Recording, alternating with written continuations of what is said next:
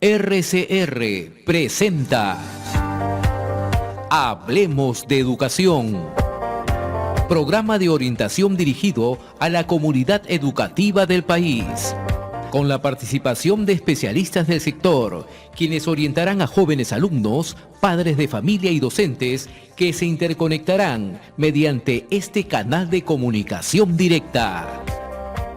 En los próximos minutos, hablemos de educación.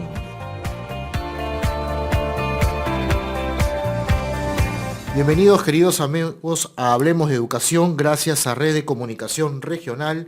El día de hoy, en el programa Hablemos de Educación, vamos a tener a un distinguido invitado, y está aquí conmigo, Luis Lescano. Lucho Lescano es es presidente del Instituto de Derecho Educativo, pero también es gerente de FIPES, de la Federación de Instituciones de Educación Superior, ¿no? Sí, y de Asiste Perú. Y de Asiste Perú. Pero antes, Lucho, de empezar de lleno la entrevista, es interesante analizar y dar algunas noticias, ¿no?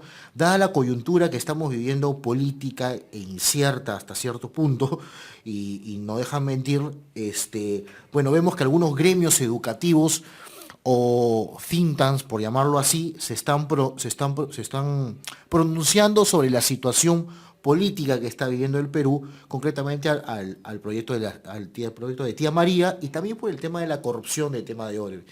No deja de ser ajeno al tema educativo, y de hecho uno de ellos es Foro Educativo, que se ha pronunciado en concreto. Lo que me llamó la atención, y esto sí lo digo a título personal, me llamó la atención que al final se haya hablado de que hay un grupo conservador que está intentando la violación de las niñas y niños. O sea, si vamos a hablar un tema de coyuntura y queremos consensos, en el comunicado ya están diciendo cosas como que hay un grupo opositor. Entonces, hay que cuidar, creo que mucho el mensaje, mucho cuidado. Si bien creo hay libertad para pensar y para opinar de diversas formas, pero dada la coyuntura del país, creo que merece un poco de paños fríos en este momento, y a pesar de lo que estamos viendo. Pero independientemente de eso, vamos a entrar a un tema técnico que, Lucho, te hemos invitado porque definitivamente pocas personas, por no decir casi tú y alguno más, seguro por ahí, sabe del tema del derecho educativo. De hecho, tú presides un instituto que en realidad se ha especializado en algo que no existe en las carreras de educación. En la carrera de Derecho tampoco no hay una especialidad sobre el derecho educativo, ni siquiera, y tú has ido armando ese expertise, lo cual es bastante interesante, ¿no? Cuéntanos un poquito sobre el instituto. Me gustaría que nos comenten las personas que nos oyen y que nos ven a través de RCR, qué es el instituto, cómo nace esta idea, y de ahí ya vamos entrando de lleno a los temas de educación privada, de la educación superior que tú trabajas actualmente. Gracias, Gustavo. En primer lugar, agradecerte la invitación. Efectivamente, el tema de la educación superior es un tema que nos apasiona, y justamente ese apasionamiento nos llevó en un momento determinado en darnos cuenta que en el escenario educativo y a partir, sobre todo, del año 2014, en que se expide la ley universitaria y a partir de ahí toda la reforma educativa, darnos cuenta que dentro de los actores del sistema de la educación superior faltaba uno que mirara esa reforma que traía consigo instrumentos nuevos, política nueva, organismos nuevos y gente nueva que se incorporaba para un tema trascendental como es la educación.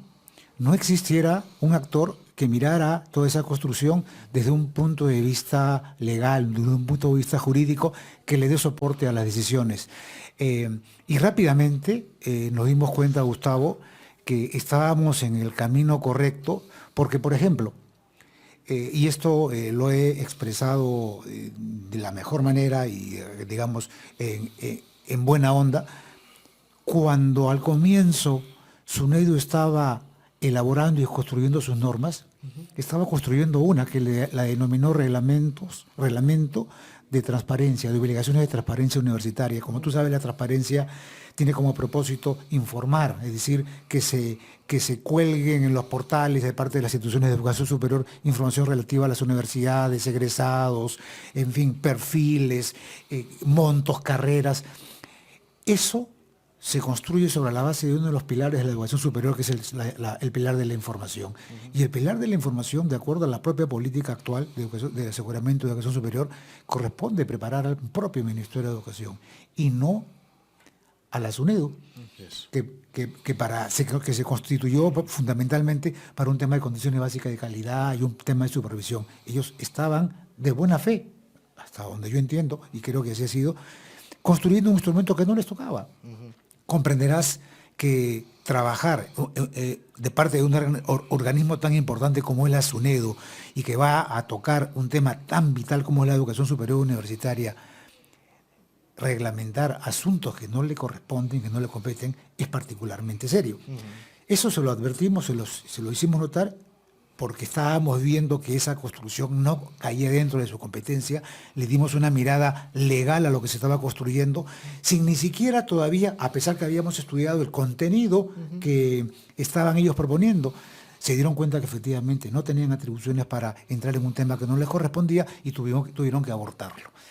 Ese tipo de situaciones que hemos detectado del Instituto Peruano de Derecho Educativo hicieron que nos diéramos cuenta que efectivamente hacía falta un actor que mirara los instrumentos en la política desde ese punto de vista. Y así hemos venido trabajando a partir de la reforma universitaria, mirando la educación superior en su conjunto y advirtiendo una serie de temas y una serie de deficiencias. Por ejemplo, cuando se mira la educación superior de manera conjunta, institutos, escuelas y universidades, te das cuenta que entre la ley de institutos y escuelas de educación superior y la ley universitaria hay algunas incongruencias que te hacen notar de que la mirada no fue uniforme, que fue una mirada distinta y te genera problemas al momento de desarrollar la actividad educativa. Es interesante lo que dices, porque qué miradas distintas, porque a veces pasa porque, hay que decirlo, hay cambio de gestión, cambio de personal a veces, y en el ministerio o en la SUNEDU, en fin, y comienzan a repensar otra vez algunos temas, pero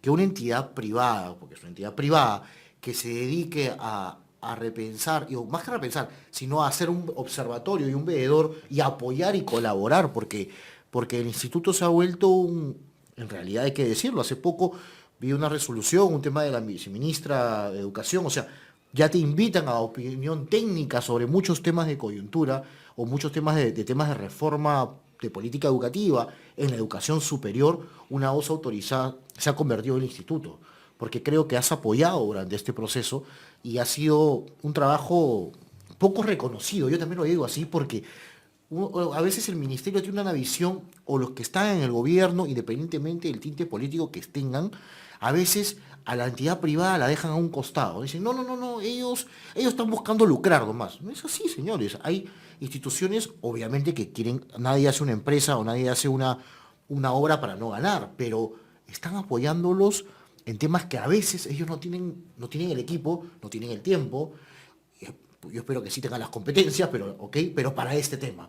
Entonces, desde ahí, creo que el instituto ha hecho muchísimo por la educación superior universitaria, y también ya estás trabajando el tema de educación superior técnica. Sí, es cierto. De hecho, desde ahí estás trabajando. Entonces, es importante reconocerlo, creo yo.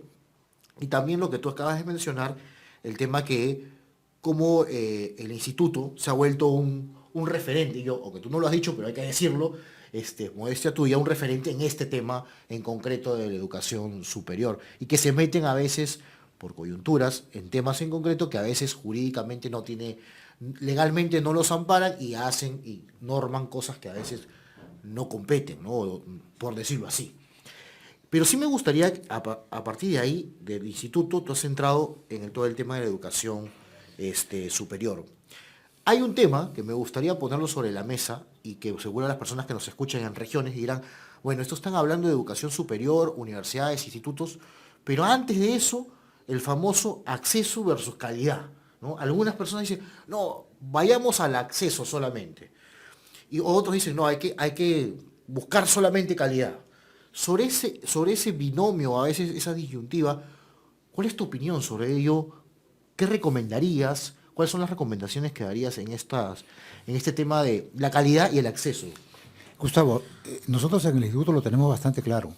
Si tú tomas una fotografía de la educación superior peruana antes del año 1996, te vas a encontrar con un grupo de universidades que acababan siendo elitistas. Las públicas, San Marcos, UNI, La Laria, que destacan en ese sector, las públicas tienen un número de alumnos que no ha crecido por falta de presupuesto. De manera que se han quedado en una zona en la que no ha habido un crecimiento ni de alumnos ni de calidad.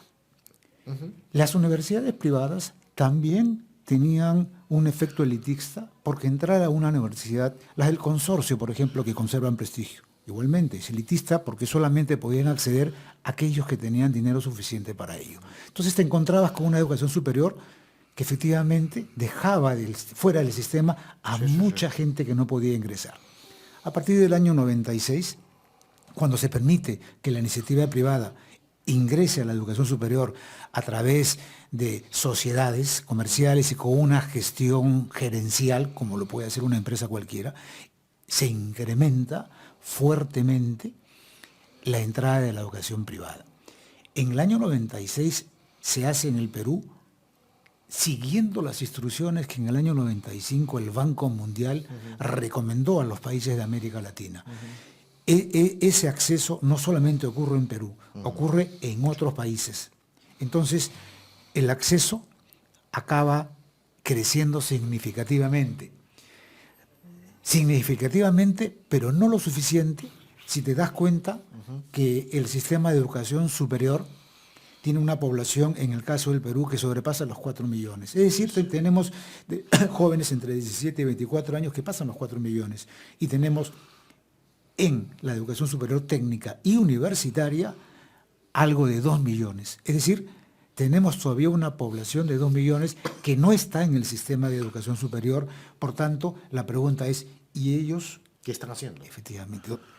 Y allí te empiezas a dar cuenta que por qué existen las barras, por qué existe tanta delincuencia, te das cuenta de que hay una población que no está siendo atendida. Claro. En cuanto a acceso, por tanto, a pesar del crecimiento, todavía nos falta aumentar el acceso. Y por tanto, para ello es indispensable que el sistema en su conjunto, con sus 3 modelos universitarios, las universidades públicas, las universidades asociativas y las universidades privadas, que van a quedar después del licenciamiento, que está constituyendo un filtro donde se están retirando aquellas que no reúnen condiciones básicas de calidad, esas que queden atiendan a ese universo que requiere ser atendido.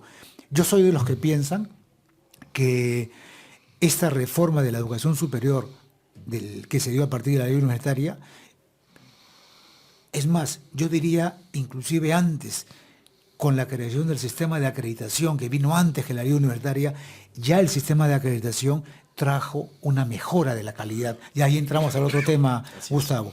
Acceso, que acabamos de agotarlo, y el tema de la acreditación, que tiene que ver con el aumento de la calidad. Creemos que con el sistema de acreditación a través del CINEAS y con el sistema de licenciamiento a cargo de la SUNEDU para las universidades y del propio Ministerio de Educación para los institutos y para las escuelas, creemos que están habiendo avances significativos en cuanto a calidad. En consecuencia, hay una mejora en acceso y en calidad. ¿Que nos falta? Por supuesto que nos falta mucho. Estamos en el camino. Totalmente, totalmente. Y lo que dices es real, y como lo bueno que has mencionado el CINEASE, ¿no? El CINEASE, porque fue una institución que empezó a sus inicios, ¿no? Tú también creo que fuiste parte del CINEASE, entonces lo puedes comentar un poquito. Bueno, efectivamente, a mí me convocaron al CINEASE en el año 2010, 2011. Primero fue director del área que tiene que ver con institutos, en ese momento se llamaba el CONEASE, y luego presidí el CONEASE en temas de institutos, y por tanto pude conocer muy de cerca cuál era la realidad de los institutos de educación superior públicos en provincias. Y aprovecho para comentarte un tema que creo que merece la pena decirlo en este momento, ahora que siento que la educación superior tecnológica tiene que tener un rol importante en nuestro sistema de educación superior, y así lo estaría entendiendo la autoridad educativa. Tenemos institutos públicos en provincias muy grandes, tenemos institutos públicos que son reconocidos en provincia, además con espacios y con una posibilidad de crecer enormemente, y sin embargo están siendo muy descuidados, casi abandonados. Están con maquinarias, el de Tarapoto, que conocí y visitamos, con maquinaria alemana de hace 40, 45 años, que está siendo utilizada por los chicos que estudian en institutos. Hay una brecha brecha Lo que no infraestructural. ocurre tanto como en la básica o en la superior, en mi opinión, la brecha que hay entre institutos públicos y privados es enorme. En la Y ahora, Gustavo, que el licenciamiento se está exigiendo a los privados con un cronograma que cae al año 2024, todos son privados. Hasta ahora todos son no privados, está ¿no? pasando ningún público por el licenciamiento. Eso que está ocasionando que la brecha crezca. Hay que ocuparnos Hay de que eso. trabajar sobre eso, ¿no? Es muy importante lo que acabas de mencionar. Vamos a ir a una pausa, pero vamos a ir a una pausa para regresar sobre este tema y sobre otros temas sobre la educación privada, porque también hay mitos sobre la educación privada, yo le llamo así, ¿no? La famosa solamente lucran, señores, no es así. Y quiero que también trabajemos sobre ello porque hay un tinte ideológico detrás de todo esto, la verdad. Okay. Y no solamente en Perú, como te he escuchado, también has tenido oportunidad de estar en otros países y hay un tufillo, yo diría, de ir en contra de la educación privada con el bien que hoy viene haciendo y muchos de los que estamos sentados acá es gracias a la educación privada. Hablemos de educación.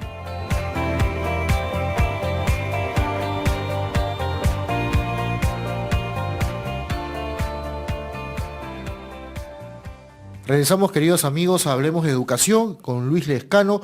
Luis, estábamos hablando un poquito sobre educación privada, pública, el acceso, la calidad, pero te dejé como rebotando antes de la pausa el tema, a veces decimos educación pública versus educación privada.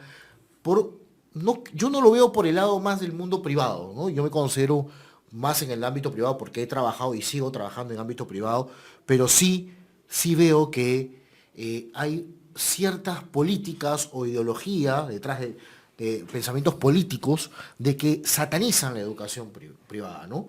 O sea, y a veces escuchas, si habla un rector de una universidad privada, no, es que está buscando agua para su molino. Y si habla una educación pública, no, sí, porque mira, ¿no? Es que es abierto gracias a los señores. La educación privada y la educación pública trabajan por un solo país, que es el Perú. Y creo que pasa también en otros países. Pero ese tufío también se ha dado. Yo te comento cómo lo veo desde la educación básica. Tú puedes comentar un poquito más en la educación superior. En la educación básica, con el famoso reglamento y todas estas cosas que comienzan a dar, y ahí la pregunta que hago al ministerio es, en este caso la educación básica sí es el ministerio, ¿es supervisión o sobreregulación? ¿Qué es lo que queremos hacer? Y nadie discute que el ministerio es el ente rector de las políticas públicas, de todo lo que tenga que ver con referente al tema educativo. Pero no podemos de tal manera satanizar la educación privada. Y esto pasa mucho en la educación. Ya en la educación básica se escucha mucho de ello y hay que tener mucho cuidado porque si apretamos mucho la inversión de la educación privada, la pregunta que yo les hago siempre a los que están en el ministerio, en este caso de la educación básica hablo, es esta. ¿Tenemos la posibilidad de recibir a todos los estudiantes de la educación privada? O sea, ¿tenemos? Pregunto yo. Si lo tenemos, maestro, cierra y vende los colegios, compra a todos los... y ya está. No lo tenemos. Y la gente sigue insistiendo por una educación privada porque a pesar que la educación pública tiene que ser buena, y hay que saludar, hay que ir para adelante, creo yo, porque apostamos porque la educación pública sea muy buena y de calidad, pero no puede estar dividiéndonos, ¿no? Tú eres esto y eso, no. Vamos juntos a construir esto, porque ambos lo necesitamos. No sé qué pasa sobre la educación superior, que creo que ustedes en la educación superior se ha logrado trabajar mucho más articulado el tema, y tanto es así que incluso ya los toman como referentes para muchos temas, ¿no? Mira, yo Gustavo, debo comenzar por decirte que, hablando como presidente del Instituto Peruano de Derecho Educativo, y por tanto con una mirada jurídica educativa, la verdad es que me parece ociosa una discusión como esa por una sencilla razón. Sí. La Constitución política es sumamente clara. La Constitución política establece la iniciativa privada en la educación y te dice algunas cosas. Por ejemplo, te dice que en el tema de la educación pública el Estado debe de proveer la educación pública de manera gratuita. Y en el caso de la educación superior privada existe libertad para que los promotores puedan crear institutos, vender institutos y utilizar las formas legales que puedan existir, es decir, asociativas, societarias, para desarrollar actividad educativa. Entonces, cualquier tipo de comentario o de satanización mercantilización de lo que significa la educación privada, en primer lugar, choca con un tema educativo que está en la Constitución. Si alguien quiere cambiar la regla de juego, tendría que cambiar la Constitución. Y entonces entramos a un tema, por eso te decía, es una discusión ociosa. Sin embargo, como te estaba explicando hace un momento, si tenemos una población todavía donde tenemos más de 2 millones de personas jóvenes en edad de estudiar educación superior que no están siendo absorbidas por los sistemas y falta acceso, ¿acaso el Estado va a poder darle oportunidad a esos 2 millones de personas para que entren al sistema universitario? Mira, este dato me queda clarísimo porque fue una de las cosas que dijo abiertamente el ministro Saavedra cuando estuvo gobernando la cartera de educación. Él dijo una cosa: estamos tan preocupados por la educación básica que tenemos una brecha de infraestructura en educación básica que él en ese momento la cuantificó en 60.000 millones. 60.000 millones.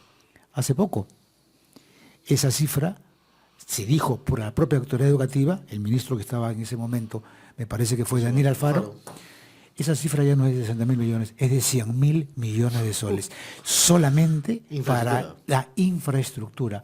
Eso significa que van a pasar decenas de años sin que podamos atender a esa gente porque ni siquiera tendría condiciones mínimas de infraestructura. No es posible, sin el esfuerzo y la concurrencia del sector privado en alianza con el sector público, para que esto pueda mejorar. Y el sistema los considera a ambos. Sí. Lo que hay que hacer es justamente alianza, creando confianza, y para ello se requiere de muchas reuniones, conversaciones que permitan que efectivamente se generen políticas considerando a los actores que están en este momento en el sistema y pensando sobre todo en el interés superior del estudiante, Gustavo. Pero ahí hay mecanismos del Estado, ¿no? Alianzas público-privadas, ¿por qué no pensar en ello? ¿Por qué no pensar en obras por impuesto? Y así sucesivamente para comenzar a trabajar mucho más rápido. Pero lo que tú acabas de decir es fundamental. Dices, tendríamos que cambiar la Constitución, ¿no? Y detrás ya, automáticamente que has dicho eso, a mí particularmente me viene una idea. Cambiar la Constitución no será, yo lo dejo abierto para los que nos escuchan, ¿no han escuchado en las noticias quiénes quieren cambiar la Constitución? Nada más lo dejo ahí. Sí, claro. Ese es un tema que para que lo reflexionemos, porque también el arte de la educación, y la educación es una labor, una docencia, todo, pero también acá podemos educar a las personas dándole una información real, ¿no? Y abría el programa diciendo, el programa de Tía María, ¿no? Que está muy conocido y ahora sabemos que han cerrado y hay paro también en Cayabeco. Tú dices, la minería hace daño. Ok, estamos poco en contra, no vamos a entrar en ello. Solamente hay que entrar a lo que la minería da como regalías y todos los impuestos que pagan. ¿Cuánto de esos impuestos entran al sector de educación? Entonces, si queremos que la brecha se diga, oye, yo quiero un buen colegio público en mi zona, ¿quieres que la brecha se corte? Pues necesitamos inversión privada para que esos impuestos entren para poder cubrir esto. Si no, ¿cómo cubrimos? O sea, no es que el presidente o el presidente del Congreso saque un conejo y acá estamos, ahí está la plata. Y fíjate la ironía, Gustavo, fíjate la ironía. Cuando el actual presidente Vizcarra fue gobernador en Moquegua, sí, y además mostró resultados en la región en tema educativo, los recursos provenían justamente de Sao del Perú. De Sao del Perú. Así es. Sao del Perú, como sabes, tiene asentamientos en Toquepala y en Cuajone. Hicieron muchos esfuerzos, inclusive conjuntos económicos y de actividades, para que Moquegua mostrara esos resultados.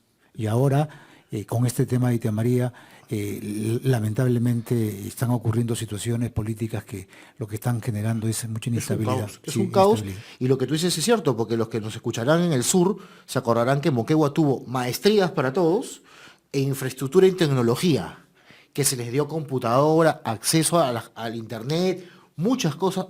Yo me acuerdo del programa en el 2015, estuve en programas que con una universidad privada, con la Universidad de San, que hacíamos el trabajo de capacitación a directores, justamente en Tacna, Arequipa y Moquegua. Y en Moquegua no teníamos problemas de conectividad, corría bien. Y yo decía, oye, ¿por qué bonitas las aulas? Tenían equipamiento. No necesitábamos alquilar laptops desde Lima porque había todo allá. Sí, y la pregunta es, ¿y cómo llegó esto? Y los profesores ya tenían maestría, decían, no, pero segunda especialidad, pero es parte de la ley del magisterio que ha pedido por la formación de directores. La primera promoción que se lanzó justamente en la época del ministro Saavedra. ¿Cómo llegó eso? Gracias al gobierno regional dijeron, sí, pero ¿de quién fueron los decanos?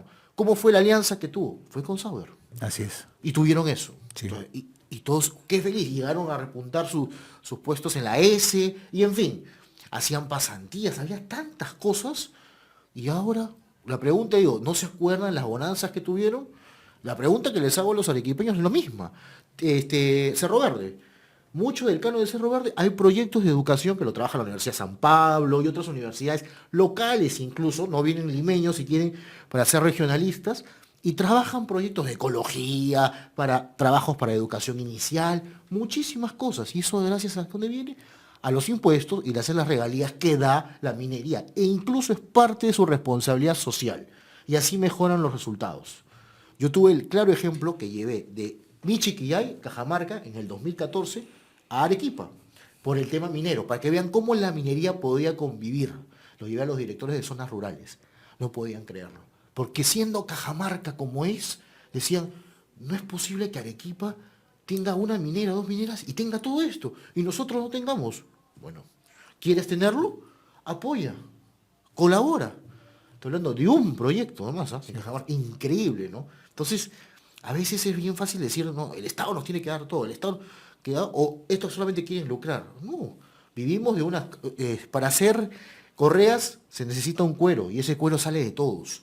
Y es una mezcla, no es tan sencillo. Entonces, creo que es interesante el análisis que de ahí podemos hacer también. Desde acá. Y fíjate, Gustavo, esa manera de mostrar populismo también en el sector educativo hace mucho daño, porque si tú preguntas a cualquier ciudadano común y corriente que pasa por la calle y le dices, ¿tú crees que el Estado deba darle educación a todos? Te va a decir que sí. ¿Tú crees que el Estado le debe dar vivienda a todos? Te va a decir que sí. ¿Tú crees que el Estado debe cubrir salud para todos? Te va a decir que sí. ¿Pero acaso el Estado puede hacerlo? No puede hacerlo. Entonces, en tanto no entendamos que somos un Estado, a pesar de ser un país rico en recursos naturales, somos un Estado pobre.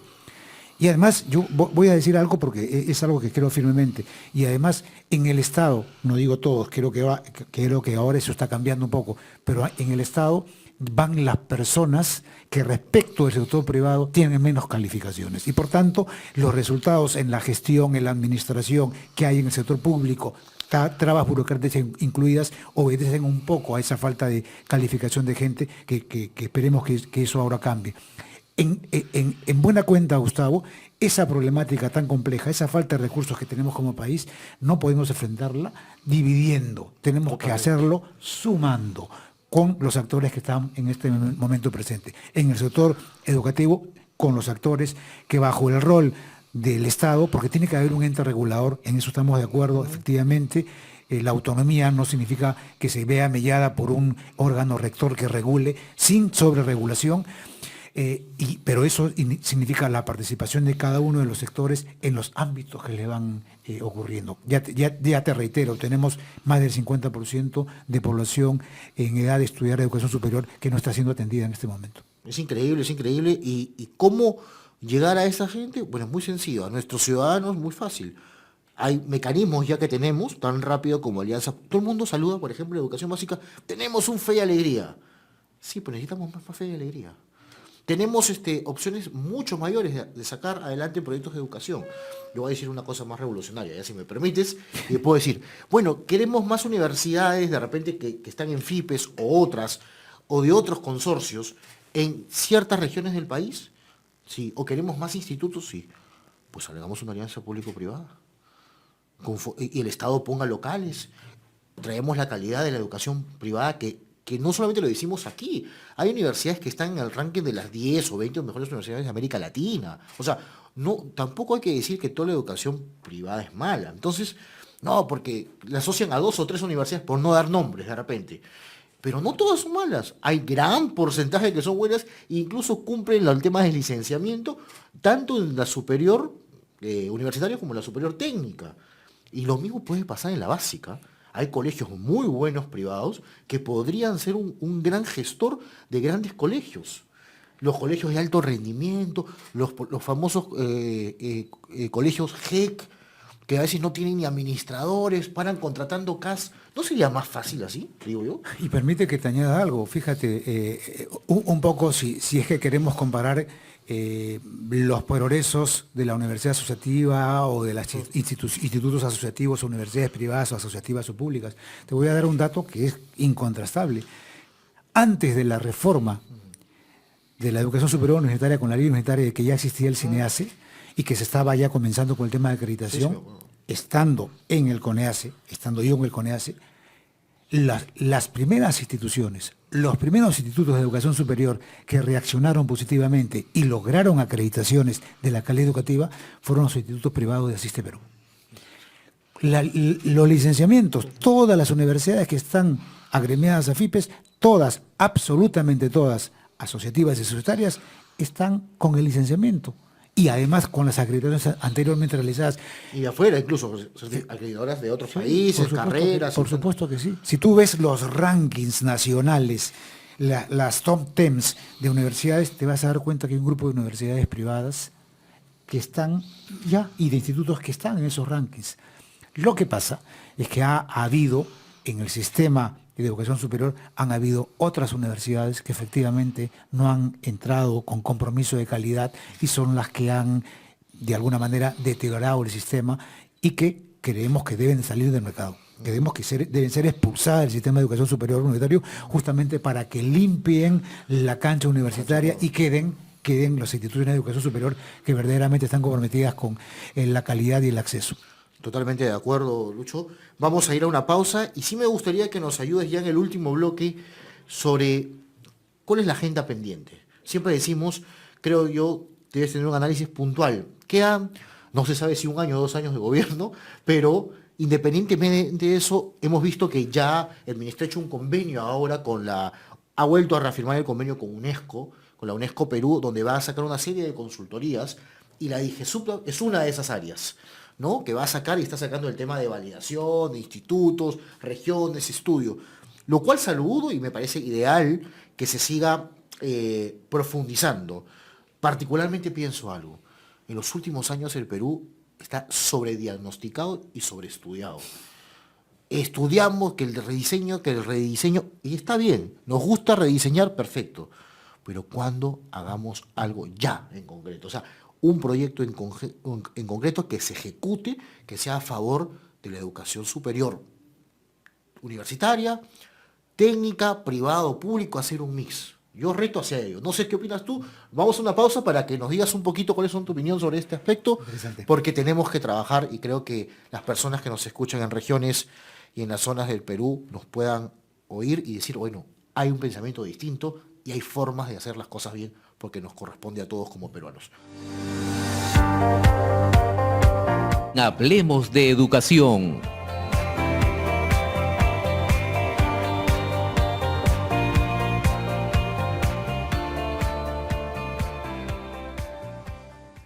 Regresamos, queridos amigos, a Hablemos de Educación y como en el anterior bloque dejé la pelota rebotando ahí para Lucho para que haga el gol. Vamos, Lucho, dinos, ¿qué aconsejarías? Mira, nosotros hemos identificado algunos retos, hemos identificado algunos temas importantes que nos parecen deben avanzar en educación superior. Voy a acabar luego con uno muy preocupante, que lo voy a decir en tu programa abiertamente, porque creo que las cosas hay que decirlas en su momento y oportunamente. Pero inicio por hablar de el CINEACE. El sistema de acreditación está medio olvidado. El sistema de acreditación a partir de la ley universitaria debió reorganizarse y fortalecerse. Han pasado, Gustavo, más de 5 años y no tenemos una ley del CINEACE reorganizada para que fortalezca uno de los pilares que en mi opinión es de los más importantes para el aseguramiento de la calidad. Porque a diferencia del licenciamiento, que significan condiciones básicas, lo mínimo que necesitas, la acreditación te da mejora continua, te crea el hábito de mejorar permanentemente. Eso, hasta ahora, después de 5 años, no hemos logrado tener una ley para el CINEACE. Hay un proyecto de ley, entiendo, que pasó, yo me acuerdo, del 2016, que empezó primero con una comisión, la Comisión de Educación en ese momento lo tenía el congresista Lucio Ávila, que la verdad poco interés le entró al tema. La siguiente congresista fue la congresista Noceda, que me parece que con ella avanzó un poquito más el tema. Y después hemos tenido a la congresista Salazar, que estuvo en este programa también, y hemos conversado sobre diversos temas. Ella siendo enfermera, técnica de carrera, ha intentado impulsar el tema, pero no sé si ha llegado todavía al pleno, no sé en qué estado, no sé si tú lo sabes. Y estamos a punto, no sé si ya sabemos quién es la nueva presidenta o presidente de la Comisión de Educación del Congreso. No lo sé. Sí, pues efectivamente, yo tengo la misma lectura que tú. Sinceramente, Lucio Ávila trabajó muy poco. Sí. Vimos más bien crecimiento ya con la congresista Paloma Noceda. Ella estuvo interesada en este tema, interesada ya en el deporte también, ahora de los Juegos Panamericanos, y con Milagros Salazar también. Sin embargo, a pesar de que la ley estableció que se fortaleciera el sistema de acreditación, hasta ahora no lo tenemos. No ha habido fuerza de parte, ni tampoco un esfuerzo importante de parte del Ejecutivo para que esto termine y se concrete en una ley, lamentablemente. Para nosotros, este es un reto que ha debido de ser cumplido hace muchísimo tiempo. Nos preocupa también, y siempre en el plano de la educación superior, nos preocupa también algunos aspectos puntuales de la ley universitaria que nos parecen que deben de subsanarse pronto, ¿no? Y que comparada, haciendo una mirada en relación con la ley de institutos y escuelas de educación superior, puede traer problemas en el futuro. La ley universitaria, en nuestra opinión, regula y busca un modelo único universitario. Y los modelos únicos universitarios, con la diversidad que tenemos en el país y con la necesidad que tenemos de poder avanzar con los estudiantes en distintos temas y de distintas maneras, creemos que un modelo de investigación es necesario, pero no debe ser único para todas las universidades. Queremos que debe haber más diversidad. No es posible, Gustavo, que te exijan en las universidades que tengas que hacer la carrera con un mínimo de 5 años. En el caso de los institutos y las escuelas, tú puedes hacerlas sin ningún tipo de problemas, cumpliendo con el creditaje. No te pueden exigir que hayan solamente 2 semestres por año. Eso es detener el crecimiento de la educación superior. Miradas que le dieron a la ley universitaria y que no están en la ley de institutos y que creo que deben de corregirse. Son aspectos que me parecen vitales. El tema de la educación a distancia creemos que también debe mirarse. Hay ya pensamientos interiorizados en el Ministerio de Educación donde debemos crecer también en ese tema de la educación a distancia. La educación tecnológica, Gustavo, es lo que requiere el país. Nosotros somos un país que necesitamos, antes que gerentes, necesitamos mano de obra calificada. Y hay mucha atención y requerimiento de mano de obra calificada que está significando que contraten gente del extranjero y no gente de acá. Tenemos que fomentar la educación superior tecnológica. Es lo que requiere el país, es lo que requiere nuestra manufactura, nuestra industria, nuestro agro, formación tecnológica. Ojalá se puedan concretar esos institutos tecnológicos de excelencia que quiere fomentar el sector público, el Ministerio de Educación, en varias regiones del país. Uno por región, dijeron, ¿no? Sí, después dijeron 12. Igualmente nos parece importante que eso se haga para que la gente de la zona esté estudiando allí carreras que las van a vincular directamente con el empleo y van a hacer crecer el desarrollo de la zona. Eso nos parece muy importante. No, tenemos también una seria preocupación, Gustavo, por lo que es el tema de la falta del TUPA. Mira, Telesub acaba de ser notificado por la SUNEDU con un recurso de reconsideración que interpuso con motivo de la denegatoria del licenciamiento y que también ha sido denegado. Es decir, las instancias administrativas ante SUNEDU concluyeron. Telesub tiene ahora abiertas las puertas del Poder Judicial para sostener que la SUNEDU, como entidad perteneciente al sector público, para poder exigir el proceso de licenciamiento, debió, de acuerdo como lo señala la Ley del Procedimiento Administrativo General, debió haber sistematizado y compendiado el proceso de licenciamiento en el TUPA. ¿Y por qué? ¿Por qué tiene sentido? Porque el administrado frente al sector público debe de conocer en un TUPA cómo es el procedimiento, cuánto va a costar, ante qué instancia, qué apelación, cuántos días tengo. Y la Ley de Procedimiento Administrativo dice que toda entidad del sector público debe tener TUPA para poder exigirlo y que es responsabilidad de los funcionarios el no tener el TUPA. O sea, con eso probablemente ganen un juicio tranquilamente, ¿eh? Mira, desde el punto de vista legal está muy claro. Está muy claro. ¿Y cuál es la gran preocupación?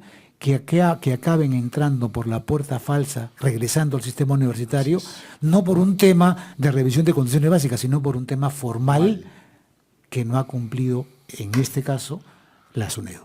Esa es una preocupación y eso va a traer serios problemas. Serios problemas porque lo van a cuestionar, va a haber otra vez el debate, más al caldo que estamos teniendo con de todo, papas, camote, el tema político, esto va a arder más, porque la gente va a decir, ¿cómo pueden entrar a una universidad como esta, indiferentemente si está bien o no calificada? En su momento SUNEDU le dio de baja y ahora el Poder Judicial podría decirle, no, señores, ustedes no han cumplido el TUPA, no hay TUPA, así que regresan. Porque no tenían atribuciones para exigir un proceso que no lo tenían incorporado en el texto único de procedimientos administrativos de la SUNEDU. Ellos tienen un texto donde regulan el tema de grados y títulos, pero no han incorporado ahí el proceso de licenciamiento. Y con estas, las otras también podrían hacer lo mismo, que hay un precedente para las otras.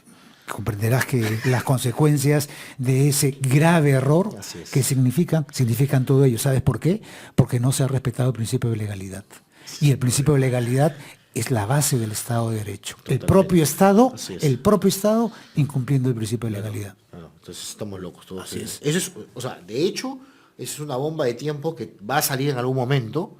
Definitivamente esperemos que no salga pronto, salga un poquito más allá y la coyuntura calme, pero la verdad yo creo que eso va a venir muy pronto. De esta universidad y de otras, seguro se estarán agrupando o ya estarán interponiendo una demanda o algo en el Poder Judicial y comenzará el proceso después de que se reincorporen.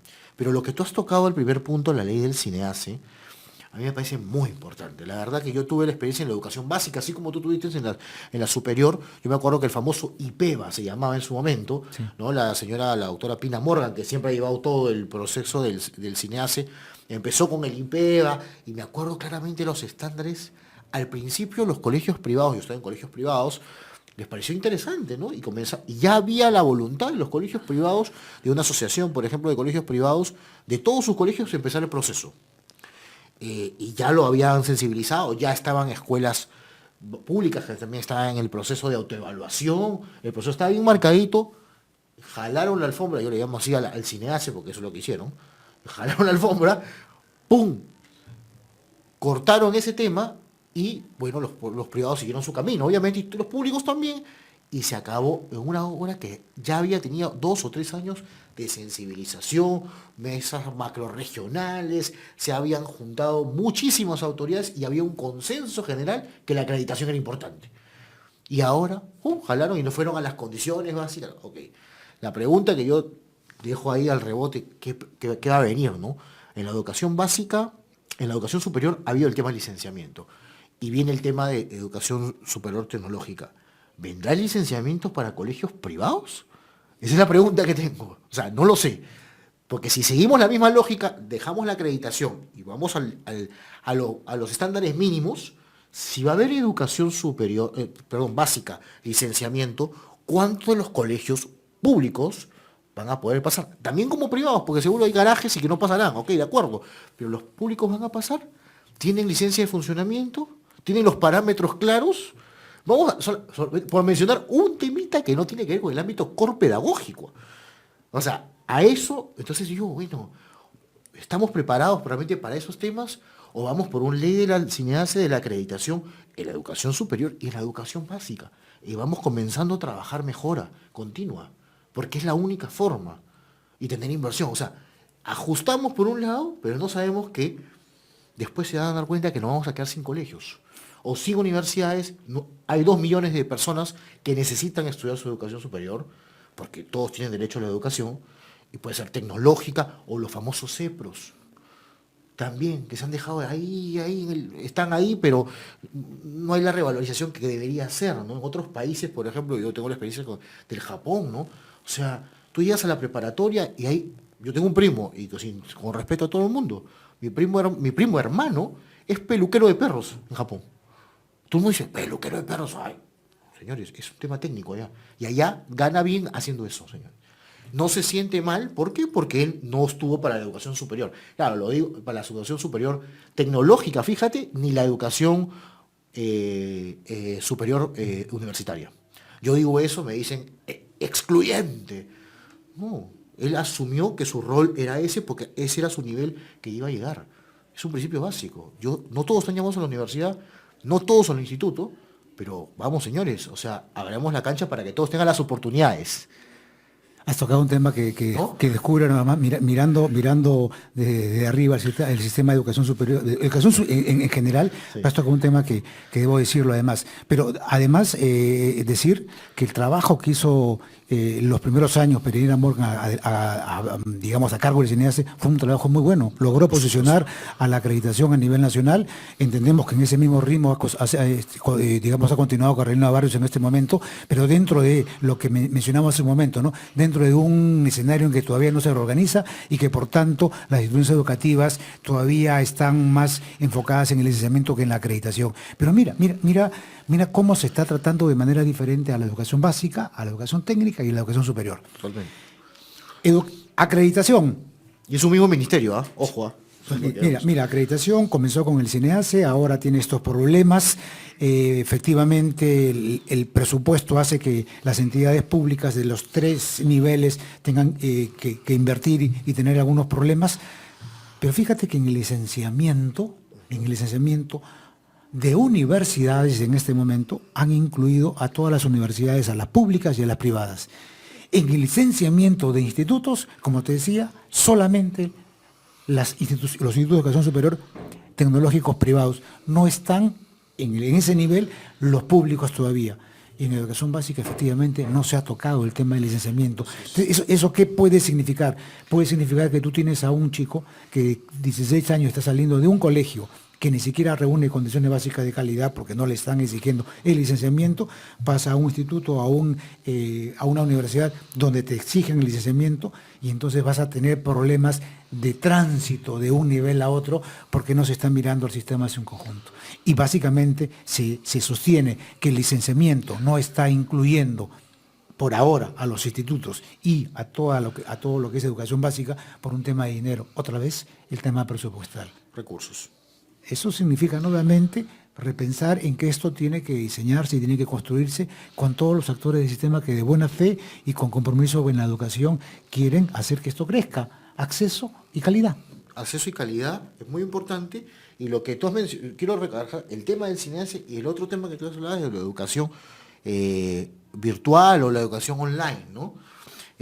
Bueno, particularmente yo tengo cercanía a una universidad que ha entrado en Perú, en fin, independientemente de eso, la educación online a nivel superior en otros países ya dieron vuelta a la página hace tiempo. O sea, en Europa ya ni qué decirlo, ¿no? Titulaciones, todo. Salvo hay carreras específicamente de medicina, si quieres llamarlo así, pero en posgrado, o sea, eso ya es parte de la... Y en América Latina, tú viajas por diversos países de América Latina, eso ya está hecho... Un datito en paréntesis para que continúes. Solo en Brasil, que tiene las mejores universidades en el top de ranking latinoamericano, Sao Paulo y otras más, solo en Brasil, el número que nosotros tenemos, toda nuestra población en educación superior, esos 2 millones, esos 2 millones lo tienen ellos en educación virtual. Imagínate. Bueno, la población es más grande, México y en fin. En México yo conozco una universidad que actualmente tiene 4.000 estudiantes online para más posgrados. Porque, señores, el mundo ya cambió. Y lo que ellos me decían, yo he hablado con profesores y también he hablado con estudiantes. ¿Y cómo te sientes? Me va bien, autodisciplina, todo esto, lo que quieras, Gustavo, pero lo que más me gusta es que hago network con otras personas de otras partes del mundo.